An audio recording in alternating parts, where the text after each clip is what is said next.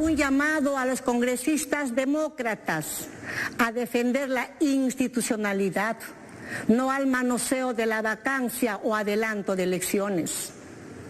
Hago un llamado al empresario peruano, a las organizaciones sociales, a los trabajadores a salir en defensa de su derecho al trabajo y su derecho a la inversión con fe y con esperanza. Esta primera presidenta en los 200 años de República no se rinde frente a este ataque sistemático. Y respetuosa de la autonomía de las instituciones, estaré asistiendo cuanto antes ante la Fiscalía a esclarecer el hecho sobre los relojes. Siempre he dicho que soy una mujer honesta. Entré a Palacio de Gobierno con las manos limpias y así me retiraré en el año 2026.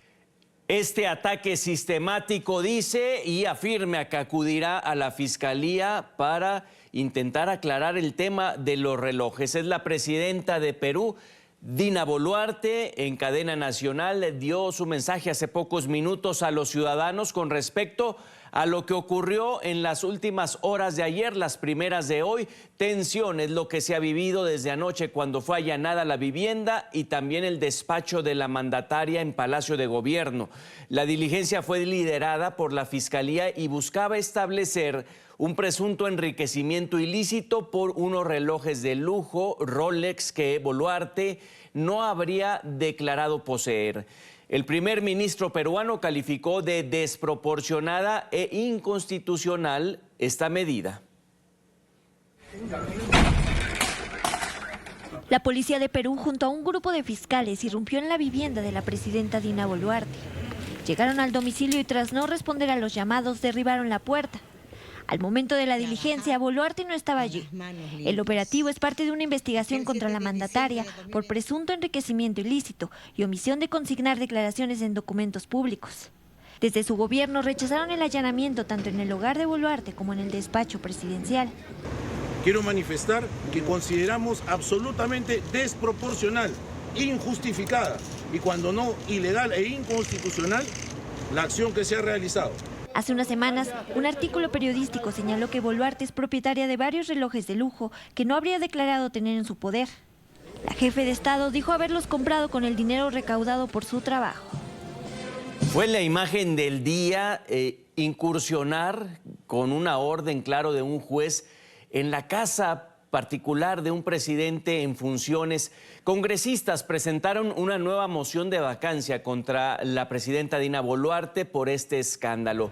La moción cuenta con más de 26 firmas, lo que representa un 20% del número legal de parlamentarios, quienes hacen e integran partidos como Perú Libre, Cambio Democrático, Juntos por el Perú, Bloque Magisterial, Perú Bicentenario también, Acción Popular y algunos no agrupados. Mateo Castañeda, abogado defensor de la presidenta Boluarte, dijo estar sorprendido por el allanamiento que consideró no tiene justificación. Dijo que la medida era innecesaria y que no guarda proporción con esta diligencia en alusión a la abultada movilización de personal fiscal y de uniformados policiales. En mi condición de abogado defensor de la señora presidenta, he estado presente en las dos diligencias de allanamiento en la Casa de Surquillo y en esta Casa de Palacio de Gobierno. Estoy absolutamente sorprendido por esta medida injustificada que no guarda proporción con la finalidad de esta diligencia. No se puede movilizar tanto personal fiscal y policial para búsqueda de unos relojes. Por otra parte, es una medida absolutamente innecesaria y lo es porque nosotros pedimos una sencilla reprogramación donde la señora presidenta iba a esclarecer todos estos hechos y se iba a producir la exhibición. Hasta este momento no nos han notificado de la fecha en que va a hacer esa diligencia. Sin embargo, debo informar que el señor fiscal Hernán Mendoza me ha informado verbalmente que esa diligencia de la declaración de la señora presidenta sería este viernes. Por consejo legal de mi persona, la señora presidenta de la República va a declarar primero ante la autoridad competente, porque todos debemos comprender que esta investigación fiscal es reservada. Después de dar su declaración ante la autoridad competente, podrá hacerlo ante los medios como corresponda. Es importante ahondar en este tema. Es un gusto saludar a Augusto Álvarez Rodríguez, periodista y analista político. Bienvenido, señor Álvarez, a NTN 24. Un gran gusto, Enrique. Encantado de conversar contigo el día de hoy. Al contrario, encantado. El ministro de Justicia y Derechos Humanos de Perú señaló que más de 20 policías y 20 fiscales, es a lo que llamó una presencia abultada, llevaron a cabo este allanamiento a la residencia de Dina Boluarte y que corresponde esto a una medida desproporcionada, inconstitucional e ilegal. ¿Esto es así?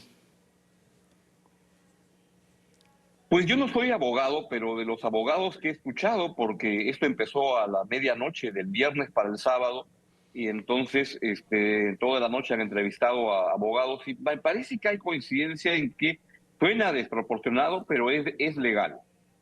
Es legal. Con respecto a la acusación por enriquecimiento ilícito, es un escándalo que venía de semanas atrás, de hecho surgió de un reporte periodístico. ¿Qué nos puede destacar? Pues que el problema principal es que después de 15 o de 3 semanas de que se destapó este caso de los roles que la presidenta usaba en sus ceremonias públicas, ella no ha dado ninguna explicación. Al comienzo de una explicación muy ligera, que se demostró que era falsa, en la que dijo que los Rolex eran de muy antiguo, de tiempo atrás, pero luego el experto de Rolex, el que vende Rolex en el Perú, el joyero, dijo que no, que son Rolex bastante nuevos, unos modelos del año 2020, y entonces desde ahí la presidenta no ha dado ninguna explicación, no ha dado ni siquiera una coartada, es decir, no ha explicado nada. Y la semana pasada, hace 3, 4 días, cuando fue la fiscalía la citó para que dé una explicación, tampoco asistió, y entonces ha dejado vacía la explicación que requeriría en un caso como este. ¿Qué tanto sorprende este tipo de casos? Es un escándalo que está ahí a raíz del programa periodístico que le citaba. ¿Qué suscita esto en los ciudadanos con respecto a lo que sigue empañando la situación política del Perú? Sin duda que le empaña mucho, pero ya los peruanos estamos como acostumbrados a que esta turbulencia es cosa de todos los días. Y el problema es que tanto el gobierno de la señora Boluarte como el Congreso de la República, donde estaría la oposición al gobierno, como los fiscales, el Ministerio Público, tienen total pérdida de credibilidad y la gente no confía en nadie, absolutamente, ni en el Congreso, ni en el gobierno, ni en la justicia. Y entonces es una población, una ciudadanía que está muy descreída, con muy pocas ganas de creer. Y ahí van las cosas. Las elecciones son el año 2026. Podría ser que el Congreso quiera adelantar las cosas. Yo tengo dudas que realmente vaya a querer hacerlo. Y entonces creo que el escenario todavía más probable sigue siendo uno en el cual estamos en esta situación como de rayos X. No se mueva, no respire y no pasa absolutamente nada. En un país donde sí están pasando cosas como ese crecimiento de la inseguridad de una manera terrible y una crisis económica que tiene que ser enfrentada. Pero esos problemas simplemente ahondan en evitar soluciones. De hecho, se ha ingresado al Congreso esta opción de adelantar elecciones y finalmente no pasa. Están programadas para 2026, decíamos. En la reunión de emergencia que fue convocada esta mañana, donde dice ataques sistemáticos, más allá del pronunciamiento, ¿qué puede seguir a partir de los hechos? Lo que creo es que es una crisis política importante y creo la próxima semana, el día 3 de abril, está previsto el voto de confianza para el nuevo gabinete ministerial. Tengo la sospecha de que esto no se va a producir o que en todo caso estamos muy cerca de o una vacancia o de un recambio de los ministros para permitir un fortalecimiento y estructurar nuevas alianzas que le permitan al gobierno sobrevivir. Todo, la verdad, que está por ser escrito y los 2, 3 días que vienen son importantes. Algo que es importante y que ha cambiado es que desde que salió el anterior presidente del Consejo de Ministros, el señor Alberto Otárola, la presidenta de la República ha perdido total capacidad de reacción política, de adelantarse, y entonces parece una especie de presidente zombie que no reacciona ante las cosas que van ocurriendo y se siente que el gobierno tiene una falta de capacidad de respuesta política, que es lo que está generando esta crisis. Sí, que ya se solicita esta moción de vacancia, pero solo firmada por el 20% de las curules. Al final de cuentas, desde el análisis periodístico, ¿sí está politizado el caso?